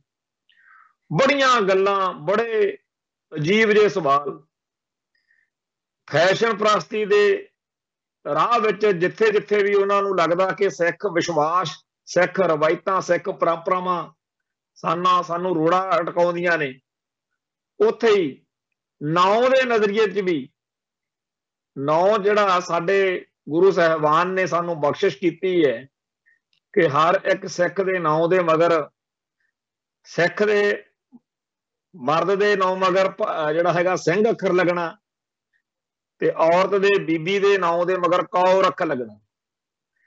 सिंह अते कौर लाउण दे लई ते इहदे खिलाफ नफरत भरिया प्रचार करन वाले जिहड़े लोक ने कदे उन्हां दीयां गल्लां सुणो। और ये सारे दे सारे सिख रवायतां, सिख विश्वासां ते सिख परंपरावां दे उल्ट इन्हां नूं पढ़ाया कित्थों जांदा, वो भारतीय विद्या नीति दे राहीं उन्हां दे दिमाग च वाड़िया जांदा। नाल दी नाल इह भी कहा जांदा है कि जी असीं तां सिੱਖੀ दा सत्कार बड़ा करदे हां। आ जिहड़े लोग कहंदे आ कि भारतीय हकूमती सिस्टम ने ਗਿਆਨੀ ਜੈਲ ਸਿੰਘ ਵਰਗਿਆਂ ਨੂੰ ਭਾਰਤ ਦਾ ਰਾਸ਼ਟਰਪਤੀ ਬਣਾਇਆ ਤੇ ਪ੍ਰਧਾਨ ਮੰਤਰੀ ਬਣਾਇਆ, ਮਨਮੋਹਨ ਸਿੰਘ ਵਰਗਿਆਂ ਨੂੰ ਹੋਰ ਬੜੇ ਸਿੱਖਾਂ ਨੂੰ ਅਹੁਦੇ ਦਿੱਤੇ ਆ। ਸਿੱਖੀ ਦਾ ਬੜਾ ਸਤਿਕਾਰ ਹੈ, ਪਰ ਗਿਆਨੀ ਜੈਲ ਸਿੰਘ ਤੇ ਮਨਮੋਹਨ ਸਿੰਘ ਨਾਲੋਂ ਤਾਂ ਜ਼ਿਆਦਾ ਵਧੀਆ ਪ੍ਰਚਾਰ ਸਿੱਖੀ ਦਾ ਜਾਂ ਜ਼ਿਆਦਾ ਸਤਿਕਾਰ ਕਰਦਾ ਜਿਹੜਾ ਲੱਗਦੇ ਆ ਉਹ ਮੋਦੀ, ਅਮਿਤ ਸ਼ਾਹ ਵਰਗੇ ਤੇ ਜੋਗੀ ਆ ਜਿਹੜਾ UP ਵਾਲਾ, ਇਹ ਕਰਦੇ ਲੱਗਦੇ ਹੋਣਗੇ ਲੋਕਾਂ ਨੂੰ। ਹਕੀਕਤ ਕੀ ਆ? ਹਕੀਕਤ ਇਹੀ ਆ ਕਿ ਸਿੱਖੀ ਦਾ ਖੁਰਾ ਖੋਜ ਮਿਟਾਉਣ ਦੀਆਂ ਚਾਲਾਂ ਦੇ ਰੂਪ ਦੇ ਵਿੱਚ ਇਹ ਖੇਡਾਂ ਖੇਡੀਆਂ ਜਾ ਰਹੀਆਂ ਨੇ। ਸਿੱਖਾਂ ਨੂੰ ਹੌਲੀ ਹੌਲੀ ਭਲੇਸੇ 'ਚ ਲੈ ਕੇ ਬਰਗਲਾ ਕੇ ਸਿੱਖਾਂ ਨੂੰ ਧੌਣ ਮਰੋੜਨ ਦੇ ਲਈ ਜੋ ਚਾਲਾਂ ਚੱਲੀਆਂ ਜਾ ਰਹੀਆਂ ਨੇ ਉਹ ਕੋਈ ਲੁਕੀਆਂ ਛਿਪੀਆਂ ਨਹੀਂ। ਕੋਈ ਅੰਨਾ ਹੋਵੇ ਉਹਨੂੰ ਵੀ ਸਮਝ ਆ ਕਿ ਸਾਨੂੰ ਕਿਵੇਂ ਮਾਰਿਆ ਜਾ ਰਿਹਾ। ਇਸ ਮਾਹੌਲ ਦੇ ਵਿੱਚ ਜਦੋਂ ਕਿ ਸਿੱਖਾਂ ਨੂੰ ਚਾਰੇ ਪਾਸਿਓਂ ਘੇਰਾ ਪਿਆ ਹੋਵੇ, ਉਦੋਂ ਜੇਕਰ ਕੋਈ ਸਿੱਖਾਂ ਦੇ ਵਿੱਚੋਂ ਉੱਠ ਕੇ ਇਹ ਗੱਲ ਕਹਿੰਦਾ ਹੈ ਕਿ ਭਾਰਤੀ ਵਿਦਿਅਕ ਸਿਸਟਮ ਆ ਜਿਹੜਾ, ਜੋ ਐਜੂਕੇਸ਼ਨ ਪਾਲਿਸੀ ਆ, ਇਹ ਸਿੱਖਾਂ ਦੇ ਅੰਦਰੋਂ ਖੁਰਚ ਕੇ ਸਿੱਖੀ ਕੱਢ ਰਹੀ ਆ, ਉਹਨਾਂ ਨੂੰ ਕੇਸਾਧਾਰੀ ਹਿੰਦੂ ਬਣਾ ਰਹੀ ਆ, ਜਾਂ ਇਉਂ ਕਹੀਏ ਕਿ ਉਹਨਾਂ ਕੋਲੋਂ ਸਿੱਖੀ ਖੋਹੀ ਜਾ ਰਹੀ ਆ ਤੇ ਕੁਝ ਹੋਰ ਉਹਨਾਂ ਦੇ ਦਿਮਾਗ 'ਚ ਭਰ ਰਿਹਾ, ਤਾਂ ਇਹ ਕਿਵੇਂ ਗਲਤ ਹੈ। ਪਰ ਸਾਡੇ ਬੰਦੇ ਕਹਿੰਦੇ ਜੇ ਇਹ ਗੱਲ ਫਲਾਣੇ ਨੇ ਕਹੀ ਆ ਨਾ, ਫਿਰ ਆਪਾਂ ਕੋਈ ਤਰੀਕਾ ਲੱਭੀਏ ਇਹਦੇ ਖਿਲਾਫ, ਆਪਾਂ ਲੋਕਾਂ ਨੂੰ ਭੜਕਾਈਏ ਕਿ ਦੇਖੋ ਜੀ ਇਹ ਤਾਂ ਕਹਿੰਦਾ ਕਿ ਸਕੂਲਾਂ 'ਚੋਂ ਨਿਆਣੇ ਹਟਾ ਲਓ ਆਪਦੇ। ਬੇਹੱਦ ਔਖ ਭਰੇ ਦਿਨ ਨੇ ਸਾਡੀ ਕੌਮ ਲਈ, ਤੇ ਜੋ ਮਾਹੌਲ ਅੱਜ ਬਣ ਰਿਹਾ ਇਹ ਸਾਫ਼ ਦੱਸਦਾ ਵੀ ਭਵਿੱਖ ਵਿੱਚ ਜੇਕਰ ਅੱਜ ਇਸ ਚੀਜ਼ ਨੂੰ ਨਾ ਰੋਕਿਆ ਤਾਂ ਭਵਿੱਖ ਵਿੱਚ ਸਿੱਖਾਂ ਦਾ ਇਹਦੇ ਨਾਲੋਂ ਵੀ ਜ਼ਿਆਦਾ ਮਾੜਾ ਹਾਲ ਹੋਊ। ਪੰਥਕ ਪਿੜ ਵਿੱਚ ਆਉਣ ਵਾਲੇ ਹਰ ਬੰਦੇ ਨੂੰ ਬੁਰੀ ਤਰ੍ਹਾਂ ਘੇਰ ਕੇ ਜਲੀਲ ਕੀਤਾ ਜਾਊ ਸਿੱਖਾਂ ਵੱਲੋਂ ਹੀ, ਤੇ ਉਹਨੂੰ ਕਿਹਾ ਜਾਊਗਾ ਕਿ ਰਹਿਣ ਦੇ, ਅਸੀਂ ਪਹਿਲੋਂ ਫਲਾਨਾ ਨਹੀਂ ਚੱਲਣ ਦਿੱਤਾ, ਤੂੰ ਕਿੱਥੇ ਆ ਗਿਆ। ਅੱਜ ਕਹਿੰਦੇ ਆ ਇੱਥੇ ਭਿੰਡਰਾਂਵਾਲਾ ਵੀ ਆਇਆ ਸੀ, ਇੱਥੇ ਖਾੜਕੂ ਵੀ ਆਏ ਸੀ, ਹੁਣ ਤੂੰ ਆ ਗਿਆ, ਤੂੰ ਸਾਡੇ ਪੁੱਤ ਮਰਵਾਏਂਗਾ। ਫਲਾਨਾ ਤਾਂ ਜੀ ਲੋਕਾਂ ਦੇ ਮੁੰਡੇ ਮਰਵਾਉ। ਇਹ ਜਿਹੜੀਆਂ ਗੱਲਾਂ ਨੇ ਉਹ ਇਤਿਹਾਸ ਸਾਡਾ ਕੁਝ ਸਾਨੂੰ ਹੋਰ ਦੱਸਦਾ। ਕਿੱਥੇ ਤਾਂ ਮਾਵਾਂ ਨੇ ਗਲਾਂ ਦੇ ਵਿੱਚ ਟੁਕੜੇ ਕਰਵਾ ਕੇ ਪੁੱਤਾਂ ਦੇ ਗਲ ਵਿੱਚ ਹਾਰ ਬਣਾ ਕੇ ਉਹਨਾਂ ਦੇ ਪਾ ਦਿੱਤੇ, ਨੇਜਾਂ ਤੇ ਉੱਤੇ ਸੁੱਟ ਕੇ ਉਹਨਾਂ ਨੂੰ ਬੋਚਿਆ ਗਿਆ, ਬੰਦ ਕਟਵਾ ਲਏ, ਖੋਪਰੀਆਂ ਲਹਾਈਆਂ, ਸਿੱਖੀ ਨਹੀਂ ਤਿਆਗੀ। ਅੱਜ ਉਹ ਕਹਿੰਦੇ ਆ ਸਿੱਖੀ ਸਿਦਕ ਨੂੰ ਮਾਰੋ ਗੋਲੀ, ਆਪਾਂ ਤਾਂ ਨਜ਼ਾਰੇ ਲੈਣੇ। ਉਹ ਨਜ਼ਾਰੇ ਕਾਹਦੇ 'ਚ ਨੇ? ਉਹ ਭਾਰਤੀ ਹਕੂਮਤ ਦੀ ਗੁਲਾਮੀ 'ਚ ਨੇ। ਮੈਨੂੰ ਤਾਂ ਕਦੇ ਇਉਂ ਲੱਗਣ ਲੱਗ ਜਾਂਦਾ ਹੈ ਕਿ ਸਿੱਖਾਂ ਦੀ ਆਜ਼ਾਦੀ ਦੇ ਸੰਘਰਸ਼ ਦੇ ਜਿਹੜੇ ਉਲਟ ਸਿੱਖ ਨੇ ਸਾਡੇ, ਉਹ ਕਿਤੇ ਪ੍ਰੋਗਰਾਮ, ਕੋਈ ਮਾਰਚ, ਕੋਈ ਏਦਾਂ ਦੇ ਪ੍ਰੋਗਰਾਮ ਨਾ ਲੀਕਣ ਬਹਿ ਜਾਣ ਜਿਹਦੇ ਵਿੱਚ ਉਹ ਕਿਹਾ ਕਰਨ ਕਿ ਜੀ ਆਓ ਅਸੀਂ ਤੁਹਾਨੂੰ ਭਾਰਤ ਵਿੱਚ ਗੁਲਾਮ ਰਹਿਣ ਦੇ ਲਾਭ ਦੱਸਾਂਗੇ ਕਿੰਨੇ। ਅੰਗਰੇਜ਼ਾਂ ਵੇਲੇ ਕਹਿੰਦੇ ਇੱਕ ਪਰਚਾ, ਇੱਕ ਮੈਗਜ਼ੀਨ ਕੋਈ ਅਖਬਾਰੀ ਟਾਈਪ 'ਚ ਛਪਦਾ ਰਿਹਾ, ਅੰਗਰੇਜ਼ੀ ਰਾਜ ਕੀ ਬਰਕਤੇ। ਹੁਣ ਵੀ ਇਹੋ ਜਿਹਾ ਛਪ ਸਕਦਾ, ਤੇ ਸਾਡੇ ਭਾਈਚਾਰੇ ਦੇ ਵਿੱਚ ਇਹੋ ਜਿਹੇ ਲੋਕਾਂ ਦੀ ਘਾਟ ਵੀ ਕੋਈ ਨਹੀਂ। ਬੜੇ ਲੋਕ ਨੇ ਇਸ ਵੇਲੇ ਜਿਹੜੇ ਕਹਿੰਦੇ ਜੀ ਅਸੀਂ ਬਹੁਤ ਅਪਗ੍ਰੇਡ ਹੋ ਗਏ, ਸਾਨੂੰ ਗਿਆਨ ਬੜਾ ਆ ਗਿਆ, ਅਸੀਂ ਬੜੇ ਸੂਝਵਾਨ ਹੋ ਗਏ, ਤੇ ਉਹ ਕਹਿੰਦੇ ਨੇ ਕਿ ਭਾਰਤ ਵਿੱਚ ਗੁਲਾਮ ਰਹਿਣ ਵਰਗੀ ਮੌਜ ਹੀ ਕੋਈ ਨਹੀਂ। ਜਿਹੜਾ ਵੀ ਬੰਦਾ ਸਿੱਖਾਂ ਨੂੰ ਆਜ਼ਾਦੀ ਦੀ ਗੱਲ ਦੱਸਦਾ ਉਹਨੂੰ ਕਹਿੰਦੇ ਇਹ ਤੁਹਾਨੂੰ ਮਰਵਾਉਣ ਨੂੰ ਕਰਦਾ। ਜਿਹੜਾ ਵੀ ਸਿੱਖੀ ਦੀ ਚੜ੍ਹਦੀ ਕਲਾ ਦੀ ਗੱਲ ਕਰਦਾ ਉਹਨੂੰ ਕਹਿੰਦੇ ਆ ਇਹ ਤੁਹਾਨੂੰ ਖਤਮ ਕਰਾ ਦੂ।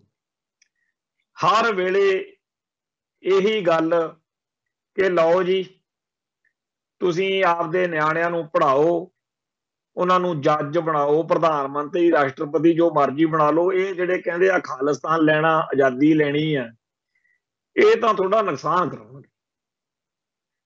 ਇਹ ਜਿਹੜਾ ਸਾਡੇ ਭਾਈਚਾਰੇ ਦੇ ਅੰਦਰ ਐਲੀਮੈਂਟ ਜਿਹੜਾ ਇਸ ਤਰੀਕੇ ਦੀ ਗੱਲ ਕਰਦਾ ਹੈ ਕਿ ਸਿੱਖਾਂ ਨੂੰ ਭਾਰਤ ਵਿੱਚ ਗੁਲਾਮ ਰਹਿਣਾ ਚਾਹੀਦਾ। ਹਾਂ, ਕਹਿੰਦੇ ਵੀ ਸਿੱਖੀ 'ਚ ਆ ਬੜੇ ਕਰਮਕਾਂਡੀ ਬ੍ਰਾਹਮਣਵਾਦੀ ਸੋਚ ਨੂੰ ਜ਼ਰੂਰ ਖਤਮ ਕਰਨਾ ਚਾਹੀਦਾ। ਭਾਈ ਜਦੋਂ ਹਾਕਮ ਚਾਹੇ ਉਹ ਤੁਹਾਡੇ ਬੱਚਿਆਂ ਨੂੰ ਐਜੂਕੇਸ਼ਨ ਪਾਲਿਸੀ ਦੇ ਰਾਹੀਂ ਉਹਨਾਂ ਦੇ ਦਿਲ ਦਿਮਾਗ ਵਿੱਚ ਮਨਮਰਜ਼ੀ ਦਾ ਮਸਾਲਾ ਭਰ ਸਕਦਾ ਹੈ, ਤੇ ਫਿਰ ਤੁਸੀਂ ਜਿਹੜੀਆਂ ਗੱਲਾਂ ਕਰਦੇ ਹੋ ਕਿ ਆਜ਼ਾਦੀ ਤੋਂ ਬਗੈਰ ਹੀ ਸਰ ਸਕਦਾ ਹੈ, ਸਿਰਫ ਖਾਲਸੇ ਨੂੰ ਆਪਦੀ ਰਹੁ ਰੀਤ ਵਿੱਚ ਪਰਪੱਕ ਹੋਣਾ ਚਾਹੀਦਾ ਸਰਜੂ, ਇਹ ਗੱਲ ਦੁਨੀਆ ਭਰ ਦੇ ਕਿਸੇ ਵੀ ਚਤੰਨ ਬੰਦੇ ਨੂੰ ਜਤ ਨਹੀਂ ਸਕਦੀ। 18ਵੀਂ ਸਦੀ ਵਿੱਚ ਸਿੱਖਾਂ ਨੇ ਇਹੀ ਨਿਸ਼ਾਨਾ ਰੱਖਿਆ ਕਿ ਰਾਜ ਕਰਹਿ ਕਿ ਲੜ ਮਰੇ। ਕਹਿੰਦਾ ਸੀ ਰਾਜ ਕਰਾਂਗੇ ਜਾਂ ਲੜਦੇ ਲੜਦੇ ਮਾਰੇ ਜਾਵਾਂਗੇ। ਤੇ ਮੈਨੂੰ ਭਾਈ ਸਾਹਿਬ ਭਾਈ ਗੁਰਜੰਟ ਸਿੰਘ ਬੁੱਧ ਸਿੰਘ ਵਾਲਾ ਦੀ ਇੱਕ ਚਿੱਠੀ ਦੀਆਂ ਵੀ ਇਹ ਸਤਰਾਂ ਇਹ ਲੈਣਾ ਕਿ ਜਾਂ ਤਾਂ ਹੁਣ ਅਸੀਂ ਖਾਲਿਸਤਾਨ ਲੈ ਲਵਾਂਗੇ ਜਾਂ ਅਸੀਂ ਖਾਲਿਸਤਾਨ ਦੇ ਲੜਾਈ ਲੜਦੇ ਹੋਏ ਮਾਰੇ ਜਾਵਾਂਗੇ, ਸ਼ਹਾਦਤਾਂ ਪਾ ਜਾਵਾਂਗੇ। ਸੋ ਸਿੱਖ ਸੰਘਰਸ਼ ਨਾਲ ਸੰਬੰਧਿਤ ਜਿਹੜੇ ਲੋਕ ਨੇ ਉਹ ਬਹੁਤੇ ਜ਼ਿਆਦਾ ਚੱਕਰਾਂ 'ਚ ਨਹੀਂ ਪੈਂਦੇ। ਉਹ ਸਿੱਧੀ ਜੀ ਗੱਲ ਕਹਿੰਦੇ ਆ ਕਿ ਜੰਗ ਜਾਰੀ ਹੈ, ਜੇ ਅਸੀਂ ਜਿੱਤੇ ਨਹੀਂ ਤਾਂ ਅਸੀਂ ਹਾਰੇ ਵੀ ਨਹੀਂ। ਸਾਡੀ ਕੌਮ ਅੱਜ ਵੀ ਉਸੇ ਨਿਸ਼ਾਨੇ ਨੂੰ ਸਮਰਪਿਤ ਹੋ ਕੇ ਲੜਾਈ ਜਾਰੀ ਰੱਖ ਰਹੀ ਆ ਜੋ 1984 ਦੇ ਘੱਲੂ ਘਾਰਿਆਂ ਤੋਂ ਸਿੱਖ ਸੰਘਰਸ਼ ਦੇ ਯੋਧਿਆਂ ਦੇ ਨਿਕਲੇ ਖੂਨ ਚੋਂ ਨਿਸ਼ਚਿਤ ਹੋਇਆ। ਤੇ ਖਾਲਿਸਤਾਨ ਦੇ ਇਸ ਸੰਘਰਸ਼ ਵਿੱਚ ਬੜੇ ਮੂੜ ਘੋੜ ਆਉਣਗੇ, ਪਰ ਇਤਿਹਾਸ ਜਿਹੜਾ ਹੈ ਉਹ ਨਿਰਣਾ ਕਰ ਦਿੰਦਾ ਹੈ ਹਰੇਕ ਨੂੰ ਅਕਲ ਆ ਕੇ ਕਿਹਨੇ ਕਿੱਧਰ ਖੜਨਾ। ਜਿਹਨੇ ਭਾਰਤ ਮਾਤਾ ਵਾਲੇ ਪਾਸੇ ਖੜਨਾ ਉਹਨੂੰ ਕੋਈ ਕਿਸੇ ਗਾਲ ਕੱਢ ਕੇ ਜਲੀਲ ਕਰਕੇ ਜਾਂ ਕਿਸੇ ਗਨ ਪੁਆਇੰਟ ਤੇ ਤਾਂ ਖਾਲਿਸਤਾਨ ਦੇ ਹੱਕ 'ਚ ਨਹੀਂ ਭੁਗਤਾਇਆ ਜਾ ਸਕਦਾ ਨਾ। ਇਵੇਂ ਹੀ ਕਿਸੇ ਨੂੰ ਧੱਕੇ ਨਾਲ ਉਹਦੇ ਕੋਲੋਂ ਭਾਰਤ ਮਾਤਾ ਕੀ ਜੈ ਨਹੀਂ ਕਹਾਈ ਜਾ ਸਕਦੀ। ਸੋ ਸਾਰਿਆਂ ਸਿੱਖਾਂ ਨੂੰ ਆਪਣੇ ਆਪ ਦੇ ਵਿੱਚ ਇਹ ਅਕਲ ਹੋਣੀ ਚਾਹੀਦੀ ਹੈ ਕਿ ਇਤਿਹਾਸ ਨੇ ਕਿਸੇ ਨੂੰ ਮਾਫ ਨਹੀਂ ਜੇ ਕਰਨਾ।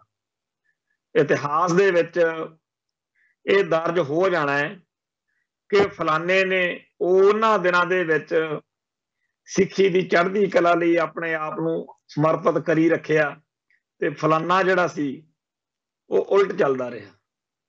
ਪਰ ਅਫਸੋਸ ਦੀ ਗੱਲ ਆ ਇੱਥੇ ਤਾਂ ਸਾਡੀ ਕੌਮ ਦੇ ਅੰਦਰੋਂ ਹੀ ਅਖੇ ਜੀ ਰਾਸ਼ਟਰਪਤੀ ਕਿਹਨੂੰ ਬਣਾਉਣਾ, ਪ੍ਰਧਾਨ ਮੰਤਰੀ ਕਿਹਨੂੰ ਬਣਾਉਣਾ, ਅਖੇ ਜੀ ਜਿਹੜੇ ਨਿਹੰਗ ਨੇ ਉਹਨਾਂ ਨੇ ਸਾਰਾ ਲੰਗਰ ਪ੍ਰਸ਼ਾਦਾ ਛਕ ਲਿਆ ਕਰਨਾ, ਬਾਕੀਆਂ ਨੂੰ ਭਜਾ ਦਿਆ ਕਰਨਗੇ।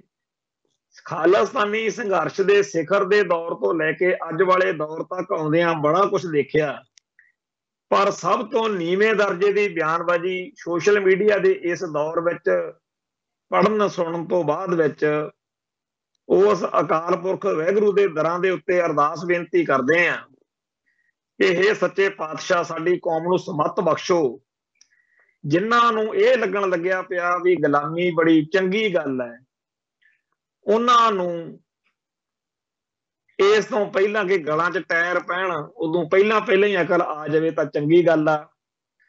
ਸੋ ਭਾਰਤੀ ਵਿਦਿਅਕ ਨੀਤੀ ਐਜੂਕੇਸ਼ਨ ਪਾਲਿਸੀ ਜਿਹੜੀ ਇਹੋ ਜਿਹੇ ਸਿੱਖ ਘੜ ਰਹੀ ਆ ਜਿਹੜੀ ਸਿੱਖੀ ਦੇ ਸਿੱਖਾਂ ਦੇ ਖਿਲਾਫ ਭੁਗਤਾਏ ਜਾ ਸਕਣ, ਉਹਦੇ ਤੋਂ ਬਚਣ ਦੇ ਲਈ ਖਾਲਸਾ ਪੰਥ ਨੂੰ ਕੋਈ ਰਾਹ ਬਣਾਉਣਾ ਪਊਗਾ। ਉਹਦੇ ਤੋਂ ਬਚਣ ਦੇ ਲਈ ਸਿੱਖਾਂ ਨੂੰ ਕੋਈ ਵੇ ਆਊਟ ਲੱਭਣਾ ਪਊਗਾ। ਸੱਚੇ ਪਾਤਸ਼ਾਹ ਸਾਡੀ ਕੌਮ ਤੇ ਕਿਰਪਾ ਕਰਨ। ਇਹੋ ਜਿਹੇ ਵਿਅਕਤੀ ਇਹੋ ਜਿਹੀਆਂ ਧਿਰਾਂ ਧੜੇ ਉਹ ਆਪਣੇ ਆਪ ਨੂੰ ਸੁਧਾਰਨ, ਜਿਹੜੇ ਸਿੱਖਾਂ ਨੂੰ ਟੋਟਿਆਂ 'ਚ ਵੰਡ ਕੇ ਇਕੱਠੇ ਨਹੀਂ ਰਹਿਣ ਦੇਣਾ ਚਾਹੁੰਦੇ, ਜਿਹੜੇ ਇਕਜੁੱਟਤਾ ਤੇ ਇੱਕ ਮੁੱਠਤਾ ਦੀ ਥਾਂ ਵਿਵਾਦਾਂ ਦੇ ਵਿੱਚ ਫਸਾ ਕੇ ਸਿੱਖਾਂ ਕੋਲੋਂ ਸਿਰ ਪੜਵਾਉਣਾ ਚਾਹੁੰਦੇ ਆ, ਉਹਨਾਂ ਸੱਚੇ ਪਾਤਸ਼ਾਹ ਦੀ ਕਿਰਪਾ ਦੇ ਨਾਲ ਇੱਕ ਨਾ ਇੱਕ ਦਿਨ ਜ਼ਰੂਰ ਉਹਨਾਂ ਨੂੰ ਸਮੱਤ ਆਵੇਗੀ, ਸਾਨੂੰ ਆਸ ਆ। ਬਾਕੀ ਵੀਰਾਂ ਨੂੰ ਬੇਨਤੀ ਹੈ ਕਿ ਧੀਰਜ ਅਤੇ ਠਰਮੇ ਦੇ ਨਾਲ ਅੱਗੇ ਵਧੋ। ਸਾਨੂੰ ਇਹ ਚੇਤੇ ਰੱਖਣ ਦੀ ਲੋੜ ਹੈ ਕਿ ਅਪ ਸ਼ਬਦ ਵਰਤ ਕੇ, ਨੀਵੇਂ ਸ਼ਬਦ ਵਰਤ ਕੇ ਅਸੀਂ ਨਾਨਕ ਫਿੱਕਾ ਬੋਲੀਏ ਵਾਲੀ ਗੱਲ ਨਾ ਕਰੀਏ, ਫਿੱਕਾ ਨਾ ਬੋਲੀਏ ਤੇ ਨਾ ਹੀ ਫਿੱਕੇ ਬੋਲ ਜਿਹੜੇ ਨੇ ਉਹ ਸੁਣੀਏ। ਸੋ ਅੱਜ ਲਈ ਇਹ ਬੇਨਤੀ ਕਰਦੇ ਹੋਏ ਸਮਾਪਤੀ ਕਰਦੇ ਆ ਕਿ ਜਿਵੇਂ ਕਸ਼ਮੀਰੀ, ਨਾਗੇ, ਤਾਮਲ ਤੇ ਹੋਰ ਲੋਕ ਜਿਹੜੇ ਆ ਉਹ ਸਿੱਖ ਜਥੇਬੰਦੀ ਦਲ ਖਾਲਸਾ ਦੇ ਸੱਦੇ ਉੱਤੇ 10 ਦਸੰਬਰ ਨੂੰ ਇਕੱਠੇ ਹੋ ਰਹੇ ਨੇ ਕਿ ਭਾਰਤੀ ਹਕੂਮਤੀ ਸਿਸਟਮ ਦੇ ਖਿਲਾਫ ਇਕਜੁੱਟਤਾ ਤੇ ਇੱਕ ਮੁੱਠਤਾ ਬਣਾਈਏ, ਉਵੇਂ ਸਿੱਖ ਕੌਮ ਦੇ ਅੰਦਰ ਅੱਡ-ਅੱਡ ਖਿਆਲਾਂ, ਪਿਛੋਕੜਾਂ ਤੇ ਵਿਚਾਰਾਂ ਵਾਲੇ ਸਿੱਖ ਭਾਈਚਾਰੇ ਦੀਆਂ ਜਥੇਬੰਦੀਆਂ ਦੇ ਆਗੂ ਆ ਜਿਹੜੇ, ਉਹ ਵੀ ਆਜ਼ਾਦੀ ਦੇ ਨਾਂ ਦੇ ਉੱਤੇ ਇੱਕ ਪਲੇਟਫਾਰਮ ਤੇ ਇਕੱਠੇ ਹੋਣ। ਇੰਨੀਆਂ ਬੇਨਤੀਆਂ ਪ੍ਰਵਾਨ ਕਰਿਓ। ਬੋਲਦਿਆਂ ਕੋਲੋਂ ਕੋਈ ਸ਼ਬਦ ਉੱਚਾ ਨੀਵਾਂ ਬੋਲਿਆ ਗਿਆ ਹੋਵੇ ਸੰਗਤ ਬਖਸ਼ਣਯੋਗ ਹੈ। ਨਾਨਕ ਨਾਮ ਚੜ੍ਹਦੀ ਕਲਾ, ਤੇਰੇ ਭਾਣੇ ਸਰਬੱਤ ਦਾ ਭਲਾ। ਵਾਹਿਗੁਰੂ ਜੀ ਕਾ ਖਾਲਸਾ, ਵਾਹਿਗੁਰੂ ਜੀ ਕੀ ਫਤਿਹ।